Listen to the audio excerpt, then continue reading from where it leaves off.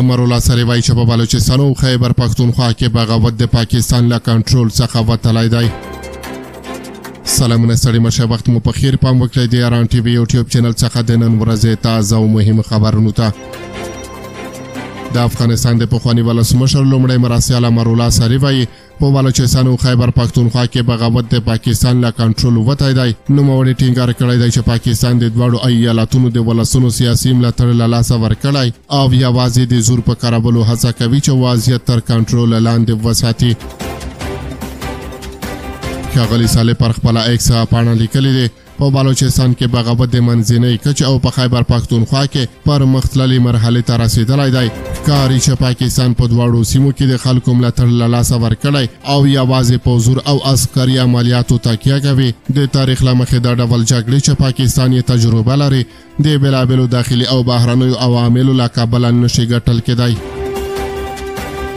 د امرالله صالح په وینا د ډیورنډ فرضي کرښه په قصدي ډول پرانیستې او نفوذ بېزاره پرېښودل شوې ده څو کابل کمزوری شي او د اسلام آباد په مدار کې یو حکومت واک ته ورسیږي. نوموړی زیاتوي چې د دغې تګلارې پایله اوس د خیبر پښتونخوا او بلوچستان ژور ټاپونه دي چې تر اوږدې مودې به وینه وکړي.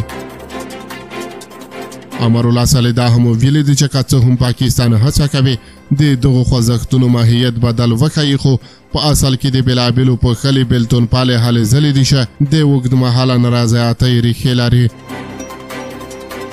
نوموړی پر خپلو څرګندونو کې زیاتوي رښتینی تحلیل تل تریخ وي او زه پوهېږم چې زما خبرې به د پاکستان پوځ د عمومي قرارګاه GHQ احساسات خوږمن کړي، خو حقیقت لا په منشي غورځول کېدی. امرالله صالح دا څرګندونې په داسې حال کې کوي چې پرون د شنبې په ورځ د وږي 22مه د پاکستان د پوځ پر یو کاروان د وسلوالو برید شوی دی.